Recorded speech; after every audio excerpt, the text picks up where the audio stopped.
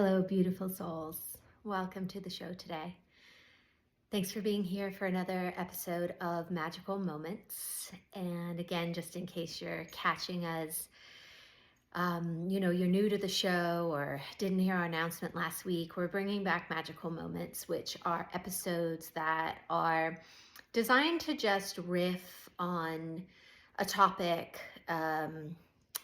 a conversation, a client concern, a listener concern, or a question, that type of thing. And I just give my perspective on the spiritual experience, developing your intuition, how you can be more purposeful in your life, bring something greater, right? Live a deeper existence. And we already have the episodes that are where I bring a guest on the show and I do an intuitive reading and we go deep into something that they're struggling with as a way to teach us, right, how to show up more in our own lives and how to really see that we're all connected and we're all on this wild, crazy, chaotic, magical journey together. And these episodes, I really do believe from what I hear you saying is that they do inspire you as you're listening. And I so often hear that I thought you were talking directly to me. And, obviously I'm not, I'm talking to a guest, but I love that feedback. It is the best feedback ever because that is the heart and soul of the show, is that we deepen our intuition and we reclaim interconnectedness, right? This real deep way that we are all one and that there is no separation when we remember, when we come back to ourselves, when we honor ourselves, honor each other, or honor the spiritual path. There is so much more meaning to life. So anyway, thank you. Today, I wanted to talk about honoring the darkness. And I think it's a really incredible time to talk about this, right? Because there is the aspect that we are in winter and it is the dark time. And we have shorter days, longer nights. There's a lot of places in the world, especially like where I live, it's cold. And we have this really deep turning inward of a spiritual cycle, of an earthly cycle, of an energetic cycle, of a seasonal cycle. So many different cycles are present as we deepen into this dark time of the year. And there is much richness to be gained. And I know for those of us that are doers and we, derive our worth from productivity and from showing up again and again and again, even when we're exhausted, it can be really, really challenging to pause, to rest, to breathe, to go inward, because life and all of our experience says, no, you have to keep going. There's no time to stop. There's no time to rest. There's bills to be paid. There's kids to be picked up. There's things to be done. There's so much, right? And we become incredibly overwhelmed and depleted from this place. And there's not a lot of way to get out of it. Like, I'm not even going to sit here and tell you just stop. Like, I get it. That life, the way that life and societal norms and our culture has been established is that there really is not a simple way to get out of that way of living. It takes incredible courage, incredible resilience, incredible devotion to something deeper and something greater, to be able to step back from the crazy and from the chaos and to really relocate inside ourselves instead of outside of ourselves. So know that as I talk about this, I really do hold what is true. Truth isn't the right word there, right? What is present, let's say, in our modern culture as we are really endeavoring to find more of ourselves inside of a system that doesn't necessarily support that. So as we turn to honor the darkness, there is, right, as I said, a very cyclical nature to this time. Yet, when I talk about honoring the darkness, I always love to bring in the lens and reflection, right? Looking at this place within us where we hold our greatest wounding And we tend to call this the darkness, right? We do shadow work, we look into the dark, we are unearthing and combing through all the conditioning, all the programming, all the things that are in the way of us being able to feel really grounded, embodied, awakened, fulfilled, all those things, right? So for me, honoring the darkness is really honoring that place inside of yourself that holds such deep wisdom.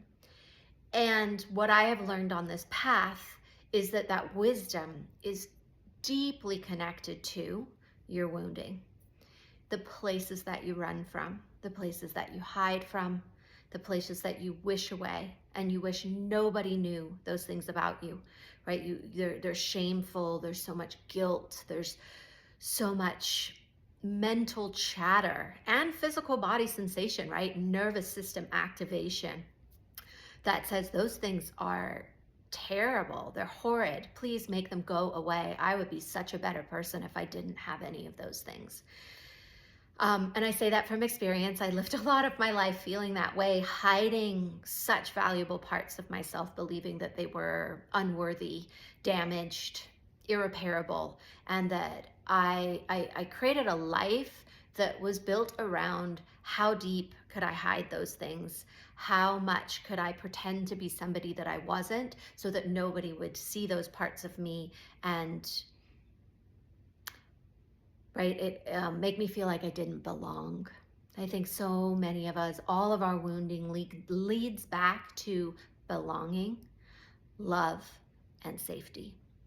And when we don't have those things, we are going to contort ourselves into incredible shapes and dimensions and all kinds of things in order to get those essential things that we are craving.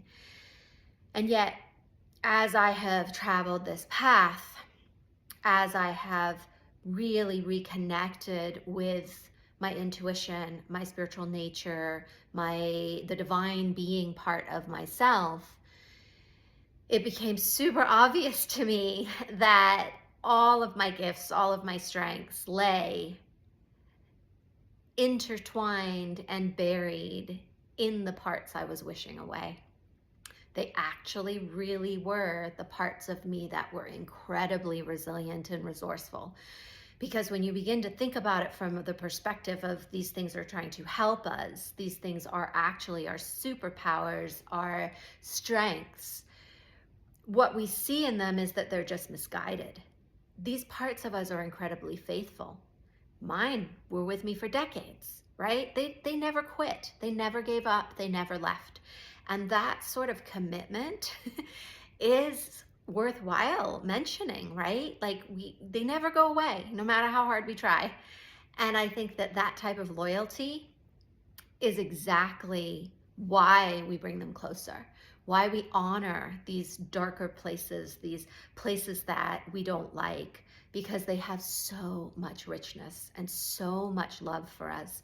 And I have found when we bring them closer, when we really get to know them, when we allow them to have a voice, when we allow them to share with us what they really need, then we change things. Then we have a different relationship with all these parts of ourselves, and there can be this synergy that happens, this pulling together of our being. And as we mentally, emotionally, energetically, spiritually move these pieces around and see something different with them and listen to them and then allow them to move through us, right? That our whole being changes. We vibrate differently. We resonate with different things because what is actually guiding us when we're not paying attention is our trauma, is the parts of us that we wish away. But ultimately, it's guiding you. And so imagine the power in harnessing this part and using the power that it provides for what you want instead of what you don't want. it's an incredible crossroads to stand at and choose something different. And so for me, I love to say that we're honoring the darkness in devotion to your light, because the light is always there. It's underneath what's blocking it. And when we peel back the layers and we are willing to interact differently with this darkness, then our lightness is able to shine, because it's no longer being hidden and suppressed by the parts of us that are desperately trying to love us, and we keep sending them away. So it's a super powerful practice, and it's an incredibly powerful practice to do at this time of the year too, because we're already cocooned in the darkness. Mother Earth is holding us, encouraging us to rest, calling us home, wanting us to be deeper and closer with her so that she can help us. She's here to transmute everything for us. Whenever I move anything, I offer it to the earth. I offer it to God, to the divine, the universe, or to the earth to see which one of the beings wants to support in this level of transformation.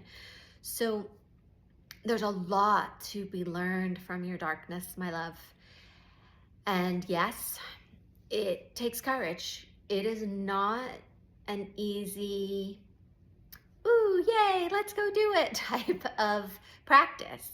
However, that said, I did find that once I started to go in and I went back and I kept returning and I kept choosing myself, that it did get easier. And there was a point where I literally started to look forward to what I would find next, because the freedom on the other side was so profound that it was motivation enough to keep going back into the things that I was afraid of and the things that I had always run from. And all these years later, sitting on the other side, right, I have a very different relationship now with those parts. And if there is anything left there, which occasionally I might find something, it is, I would say it's exciting, which makes me laugh because that's not what you would think. But when you reach the point where you see the power in this practice, you can be excited that there's something more to move. There's something more to transform, because who you become on the other side of this process is worthwhile. It is worth it. You are worth the risk, and this life that you will create is worth the risk of going in and honoring the darkness. Thanks for tuning in to another episode of Magical Moments, and for being on this wild and complicated journey of developing your intuition and understanding yourself as a spiritual divine being having a human existence. There are links in the show notes or below the video that offer free resources for you to dive deeper. And thanks for showing up.